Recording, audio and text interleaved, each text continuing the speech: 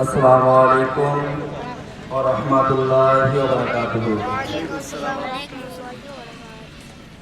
আউযু বিল্লাহি মিনাশ শাইতানির রাজীম। আরে ভাই কেন ফেলে আলো তো?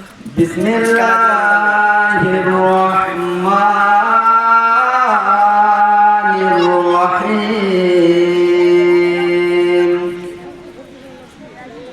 والسماء بنيناها بأيد وإنا لموسعون والأرض فرشناها فنعم الماهدون ومن كل شيء خلقنا زوجين لعلكم تذكرون ففروا إلى الله إني لكم منه نذير مبين صدق الله العظيم. اللهم صل على سيدنا مولانا محمد وعلى آله سيدنا مولانا محمد. আসমান সুন্দর, জমিন সুন্দর, আসমান সুন্দর আর জমিন সুন্দর, আরো সুন্দর মদিনা আর তাহার চেয়ে আরো সুন্দর, তাহার চেয়ে বেশি সুন্দর নূর নবীজির পাশে না। আল্লাহুম্মা সাল্লি আলা সাইয়্যিদিনা মাওলানা মুহাম্মদ ওয়া আলা আলি মাওলানা মুহাম্মদ সাল্লাল্লাহু তাআলা আলাইহি ওয়া সাল্লাম. বিসমিল্লাহির রহমানির রহিম. কুল্লু নাফসিন যায়িকাতুল মাউত. বিসমিল্লাহির রহমানির রহিম. قل إن كنتم تحبون الله فاتبعوني يحببكم الله ويغفر لكم ذنوبكم والله غفور رحيم. আলহামদুলিল্লাহ, সমস্ত তারিফ সে মহান আল্লাহ পাক রব্বুল আলামিনের উপর, যিনি আমাদেরকে বড় ভালোবাসার পর এই তাকিয়া হাফেজিয়া ইসলামিয়া মাদ্রাসায় প্রত্যেক বছর ন্যায় এই বছরও জালসার আয়োজন করা হয়েছে। আর সেই জালসায় আমাকে এবং আপনাকে সকলকে আসার ও শোনার ও কিছু বলার তৌফিক দান করেছেন সেই মহান আল্লাহ পাক রব্বুল আলামিন। যে মহান আল্লাহ পাক রব্বুল আলামিন আসমান জমিন পাহাড় প্রদেশে সব কিছু সৃষ্টি করিবার পর এ দুনিয়ায় আমাদেরকে সকলকে পাঠিয়েছেন সেই মহান আল্লাহ পাক রব্বুল আলামিন। তিনারের শিখানো ভাষায় আমরা একসঙ্গে পড়ি আলহামদুলিল্লাহ। তারপরে পরে আমার নবী, আপনার নবী, সারাকুল কায়নাতের নবী, যে নবীকে না সৃষ্টি করলে এক কথায় 18,000 মাখলুকাতের কিছুই সৃষ্টি হতো না। যে মহান আল্লাহ পাক রব্বুল আলামিনের নবীর মাদ্রাসা তাকিয়া হাফেজিয়া ইসলামিয়া মাদ্রাসা আজ আমাদেরকে এই মাদ্রাসায় জালসা করা তৌফিক দান করেছেন মহান আল্লাহ পাক রব্বুল আলামিন। সেটাও একটা নবীর ওসিলা, যারা বলুন সুবহানাল্লাহ। তো আমার দয়ার নবী মায়ার নবীর উপরে লক্ষ কোটি সালাম বর্ষিত হোক, অর্পিত হোক। সকলে বলে আল্লাহুম্মা আমিন। পবিত্র কুরআন মাজিদ হইতে আমি কিছু আয়াত পেশ করেছি। মহান আল্লাহ পাক রব্বুল আলামিন বলেন, কুল ইন কুনতুম তুহিব্বুনাল্লাহা ফাত্তাবিউনি ইউহিব্বুকুমুল্লাহ ওয়া ইয়াগফির লাকুম যুনুবাকুম আল্লাহু গফুরুর রহিম। এই আয়াতের তরজমা হলো এই যে মহান আল্লাহ পাক রব্বুল আলামিন বলেন, হে নবী আপনি বলে দিন, হে নবী আপনি বলে দিন যে আমাকে চাই, যে আমাকে চাই সে যেন আপনাকে অনুসরণ করে চলে। চলে বলুন সুবহানাল্লাহ। যে আমাকে চাই সে যেন আপনাকে অনুসরণ করে চলে। তো অনুসরণ বলতে কি বোঝায়? এখানে একটাই কথা বোঝানো হয়েছে, অনুসরণ বলতে তিনাকে স্মরণ করার কথা বলা হয়েছে, তার সঙ্গে সঙ্গে তিনাকে প্রেম করার, মহব্বত করার কথা বলা হয়েছে। আমাদেরকে মহব্বত করতে হবে, ওই রূপভাবে আমাদেরকে মহব্বত করতে হবে যে রূপভাবে হযরতে বিলাল হাবশী রাদিয়াল্লাহু তাআলা আনহু করেছিলেন। আমাদেরকে ওই রূপভাবে মহব্বত করতে হবে যে রূপভাবে হযরত আবু বকর সিদ্দিক রাদিয়াল্লাহু তাআলা আনহু মহব্বত করেছিলেন। আমাদেরকে ওই রূপভাবে মহব্বত করতে হবে যেই রূপভাবে হযরত আলী কারামাল্লাহু ওয়াজহু মহব্বত করেছিলেন। আমাদেরকে ওই রূপভাবে মহব্বত করতে হবে। তো আমি এই আয়াতকে সামনে রেখে সংক্ষিপ্ত আলোচনা একটু আগিয়ে যাব ইনশাআল্লাহ। হযরত বিলাল হাবশী রাদিয়াল্লাহু তাআলা আনহু তিনি একজন নবীজির প্রেমিক ছিলেন। এরকম প্রেমিক ছিলেন, উঠতে বসতে সব সময় কিন্তু তিনি একটাই কাজ করতেন। কি করতেন? নবীর নামে দরুদ পড়তেন, নবীর কালমা পড়তে থাকতেন। উমাইয়া বলে একটা লোক ছিল সেই জামানায়। উমাইয়া সে কিন্তু বিলালকে কিনে নিয়েছিল। কি হিসাবে কিনে নিয়েছিল? তাকে নিজের গোলাম হিসাবে কিনে নিয়েছিল। আর গোলাম হিসাবে কিনে নেওয়ার পর বিলাল হাবশী রাদিয়াল্লাহু তাআলা আনহু তিনি কিন্তু উমাইয়ার বাড়িতে গোলামি খাটতেন, কাজ করতেন। ওইরূপ ভাবে বিলাল হাবশী রাদিয়াল্লাহু তাআলা আনহু তিনি যেই কাজই করতেন না কেন সব সময় কিন্তু দয়ার নবীর নামে দরুদ পড়তে থাকতেন, কিয়াম শরীফ পড়তে থাকতেন। সঙ্গে সঙ্গে তিনার যে মালিক রয়েছে উমাইয়া সে বলতে থাকে, হে বিলাল তুমি বলো তুমি কাজ করছো, তুমি যখন যে কাজ করছো না কিনা সব সময় তুমি মুখ লড়াইতে থাকছো, মুখে যেন কি বলতে থাকছো। সঙ্গে সঙ্গে বিলাল হাবশী রাদিয়াল্লাহু তাআলা আনহু বলেন, হে আমার মালিক আমি আমার রাসূলের নামে আমি সব সময় দরুদ পড়তে থাকি। জোরে বলুন সুবহানাল্লাহ। আমি সব সময় কালেমা পড়তে থাকি। তো সঙ্গে সঙ্গে উমাইয়া বলে, হে বিলাল তুমি আমার রয়েছো, তুমি আমার থাকো, আমার নাম জপতে থাকো, তোমাকে অন্য কারোর নাম, আমাদের বিরোধীদের নাম জপতে হবে না। বিলাল রাদিয়াল্লাহু তাআলা আনহু তিনি দেখতে এতই কালো ছিল, এতই কালো ছিল, কিন্তু তিনার অন্তর ছিল রাসূলের প্রেমে মশগুল, তিনার দিল ছিল রাসূলের প্রেমে মশগুল। সব সময় কিন্তু রাসূলের কালমা পড়তে থাকতো। বিলাল রাদিয়াল্লাহু তাআলা আনহুকে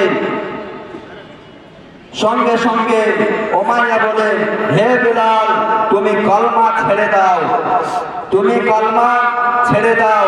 বিলাল রাদিয়াল্লাহু তাআলা আনহু বলেন যে আমি সব ছাড়বো কিন্তু কালমা ছাড়তে পারবো না।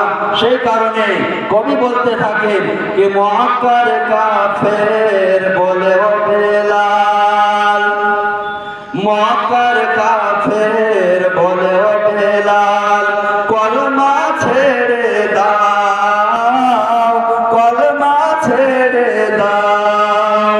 আর বেলাল বলে ছাড়ব না কালেমা, হযরত বেলাল বলে ছাড়ব না কালেমা। আমার প্রাণটা নিয়ে নাও, প্রাণটা নিয়ে নাও। সঙ্গে সঙ্গে বিলাল হাবশী রাদিয়াল্লাহু তাআলা আনহু বলতে থাকেন যে আমি নবীর কালেমা ছাড়তে পারবো না। তার তার জন্য তোমরা কি করো, আমার প্রাণ নিয়ে নাও। বিলাল হাবশী রাদিয়াল্লাহু তাআলা আনহুকে তখন উমাইয়ার লোকরা কি করতে থাকলো, সঙ্গে সঙ্গে কিন্তু তাকে আঘাত দিতে লাগলো। বিলাল হাবশী রাদিয়াল্লাহু তাআলা আনহুকে এতই আঘাত দিয়েছেন, তিনাকে মরুর করুণ চিতায় কি করেছেন, ফেলে দেওয়ার পর মানুষকে টেনে টেনে তারপরে বলে, বেলাল তুমি কি কলমা ছাড়তে পারবে? বেলাল বলে কি না, আমি কলমা ছাড়তে পারবো না। বিলাল হাবশী রাদিয়াল্লাহু তাআলা আনহুকে আবার বলে, হে বেলাল তুমি কলমা ছেড়ে দাও, তুমি কলমা ছেড়ে দাও। বিলাল হাবশী রাদিয়াল্লাহু তাআলা আনহু বলে কি না না, আমি দয়ার নবীর কলমা কোনোদিনই ছাড়তে পারবো না। তারপরে তখন তেনাকে কি করা হলো, বিলাল হাবশী রাদিয়াল্লাহু তাআলা আনহুকে ওই বাড়ির বুকে ফেলে দেওয়ার পর যে জিহ্বা রয়েছে, যে জিহ্বাতে রাসূলের প্রেমে কালমা পড়তেছিল, সেই জিহ্বার মধ্যে কিন্তু সঙ্গে সঙ্গে কি করতে থাকে, তেলাওয়াত সে কিন্তু সেখানে দিয়ে দেওয়ার পর হযরত বিলাল রাদিয়াল্লাহু তাআলা আনহু ছটফট করতে থাকে, তাও রাসূলের কালমা ছাড়তে থাকে না। বিলাল হাবশী রাদিয়াল্লাহু তাআলা আনহুকে তাও কালমা ছাড়াতে পারে না। আর আজ এ দুনিয়ার বুকে আমরা কালমা পড়ছি না, আবার পড়তে চাইছি না। ব্রাদার মিল্লাত ইসলামিয়া, দুনিয়ার মধ্যে আপনাদের সব কিছু থাকতে পারে, লাঠিও থাকতে পারে। ব্রাদার মিল্লাত ইসলামিয়া, আপনার কাছে তাকত থাকতে পারে কিংবা বল থাকতে পারে, কিন্তু একদিন না একদিন কবরের মধ্যে অবশ্যই যেতে হবে। কারণ ফেরাউনের মতো বড় লোক আর কেউ ছিল না, তারপরেও তাকে কিন্তু কবরের মধ্যে যেতে হয়েছে। ব্রাদার মিল্লাত ইসলামিয়া, হযরত বিলাল হাবশী রাদিয়াল্লাহু তাআলা আনহুকে যখন কাফিরগণ কষ্ট দিতেছিলেন, ওই রূপ ভাবে ওই পথ দিয়ে আমার দয়ার নবীর দুজন সাহাবা হেঁটে যাচ্ছিল। আর যেতে যেতে দেখে কি বিলাল রাদিয়াল্লাহু তাআলা আনহুকে অত্যাচার করা হচ্ছে। সেই কথা কিন্তু আমার নবী, আপনার নবী আকায়ে মুস্তাফা সাল্লাল্লাহু তাআলা আলাইহি ওয়াসাল্লামের কান মোবারকে কিন্তু কথাটা পৌঁছায়। সঙ্গে সঙ্গে আমার দয়ার নবী বলেন, তোমরা শীঘ্রই আমার আবু বকর সিদ্দিককে ডেকে নিয়ে এসো। সঙ্গে সঙ্গে আবু বকর সিদ্দিক রাদিয়াল্লাহু তাআলা আনহুকে ডেকে আনা হলো। রাসূলুল্লাহ সাল্লাল্লাহু তাআলা আলাইহি ওয়াসাল্লামের সম্মুখে আবু বকর সিদ্দিক রাদিয়াল্লাহু তাআলা আনহু আসার পর দয়ার নবীকে বলেন, হে নবী, আপনার পদতলে আমার মাতা পিতা কুরবান হয়ে যাক। আসসালাতু ওয়াসসালামু আলাইকা ইয়া রাসূলুল্লাহ, ইয়া হাবিবাল্লাহ, নবী গো, আপনার পদতলে আমি হযরত আবু বকর কুরবান হয়ে যাই। আপনি বলুন, আমাকে ডাকার কারণ কি? বিশ্বনবী সাল্লাল্লাহু তাআলা আলাইহি ওয়াসাল্লাম সঙ্গে সঙ্গে বলেন, হে আমার আবু বকর, তুমি কি পারবে আমার বেলালকে খরিদ করে এনে দিতে? তুমি কি পারবে আমার বেলালকে তুমি কিনে এনে দিতে? সঙ্গে সঙ্গে হযরত আবু বকর সিদ্দিক রাদিয়াল্লাহু তাআলা আনহু ওই উমাইয়ার কাছে চলে যায়। আর উমাইয়ার কাছে যাওয়ার পর বলে, হে উমাইয়া, তোমরা কি পারবে বেলালকে আমাকে দিতে? সঙ্গে সঙ্গে উমাইয়া বলে কি না, এটা আমার গোলাম, একে আমরা দিতে পারবো না। হযরত আবু বকর সিদ্দিক রাদিয়াল্লাহু তাআলা আনহু বলেন কি তার বদলে আপনি যা চান আমি তাই দেব, কিন্তু বেলালকে আমাকে কিন্তু দিয়ে দিতে হবে। সঙ্গে সঙ্গে বলে তাও দিতে পারবো না। তো বলে কি আপনারা বেলালকে নিয়ে কি করবেন? এখন আপনারা মারধর করছেন, আপনারা আঘাত দিচ্ছেন বেলালকে, আপনারা কি করতে থাকেন? আমাকে দিয়ে দেন। তো তারা আলোচনা করলো নিজেদের মধ্যে। আর আলোচনা করার পর তো বলল, এরা তো আমার কথা শুনবেও না, এ বেলাল আমার কথা শুনবেও না, মানবেও না। তোমরা কি করতে থাকো? বিলাল হাবশী রাদিয়াল্লাহু তাআলা আনহুকে যাও, তোমরা নিয়ে যাও। সঙ্গে সঙ্গে তার বদলে আমাকে কিছু পয়সা এবং আমাকে কিছু মোহর দিয়ে যাও, তারপরে তুমি কি করো, বেলালকে নিয়ে যাও। সঙ্গে সঙ্গে তিনি আবু বকর সিদ্দিক রাদিয়াল্লাহু তাআলা আনহু কি করলেন, বেলাল হাবশী রাদিয়াল্লাহু তাআলা আনহুকে নিজের সঙ্গে নিয়ে চলে যায়। সঙ্গে সঙ্গে বলতে থাকে কি, হে আবু বকর সিদ্দিক, তোমরা হেরে গেলে, আমাদের গোলামকে তোমরা কিনে নিয়ে তুমি কিন্তু হেরে গেলে। হে আবু বকর সিদ্দিক, তুমি হেরে গেলে। সঙ্গে সঙ্গে আবু বকর সিদ্দিক একটাই কথা বলতে থাকে, আরে এ উমাইয়া, তুমি হেরে গেলে, এই কারণে তুমি হেরে গেলে কি আজ বেলাল হাবশী রাদিয়াল্লাহু তাআলা আনহুকে তোমরা কতই না চেষ্টা করলে কালমা ছাড়াবার। আরে যারা রসুলের আশিক হবেন, আরে যারা রসুলের আশিক হবেন তাদের জান চলে যাবে, তাও কিন্তু নবীর কালেমা তারা ছাড়তে পারবে না। সুবহানাল্লাহ, সুবহানাল্লাহ। যারা আশিকে রসুল হয়ে যাবে তারা নবীজির দরুদ কোনোদিনই ছাড়তে পারবে না। মহান আল্লাহ পাক রব্বুল আলামিন নিজেই ঘোষণা করেছেন কোরআন মাজিদের মধ্যে কি, আমি তোমাদের পক্ষ হইতে আমি নামাজ দিয়েছি, কিন্তু আমি নামাজ পড়ি না। আমি তোমাদেরকে রোজা দিয়েছি, কিন্তু আমি রোজা করি না। তোমাদেরকে আমি হজ দিয়েছি, কিন্তু আমি হজ কিন্তু করি না। আর আমি শুধু একটাই কাজ করি, আমি এবং আমার ফারিস্তাগণ একটাই কাজ করি, রাসূলুল্লাহ সাল্লাল্লাহু তাআলা আলাইহি ওয়াসাল্লামের প্রতি দরুদ পড়ি, সালাম পড়ি, খুব খুব দরুদ পড়ি, সালাম পড়ি। হে মুমিন মুসলমানগণ, তোমরাও কি করতে থাকো, তোমরাও দরুদ পড়তে থাকো। ব্রাদার মিল্লাত ইসলামিয়া, এইখানের মধ্যে আমরা একটাই জিনিস বুঝতে পারলাম, মহান আল্লাহ পাক রব্বুল আলামিন আমাদেরকে সব কিছু দিয়েছেন, সব কিছু দিয়েছেন, কিন্তু এই কথাটাও কোরআন মাজিদের মধ্যে বলেছেন কি, তোমরা যদি আমাকে পেতে চাও তাহলে তোমরা কি করতে থাকো, তোমরা রসুলকে অনুসরণ করো। তারপরে আমার বেলাল হাবশী রাদিয়াল্লাহু তাআলা আনহুকে কিন্তু দয়ার নবীর কাছে নিয়ে এলেন। তো আমার বলার একটাই ইচ্ছা যে আপনারা যত পারবেন আল্লাহর নবীর প্রতি দরুদ পড়ুন, সালাম করুন, আর সঠিকভাবে ইবাদত করুন। মহান আল্লাহ পাক রব্বুল আলামিন আমাদেরকে যেন সোনার চাইতে বেশি বেশি করে আমল করার তৌফিক দান করেন। সকলে বলি আল্লাহুম্মা আমিন। ওয়া আখিরু দাওয়ানা আলহামদুলিল্লাহ।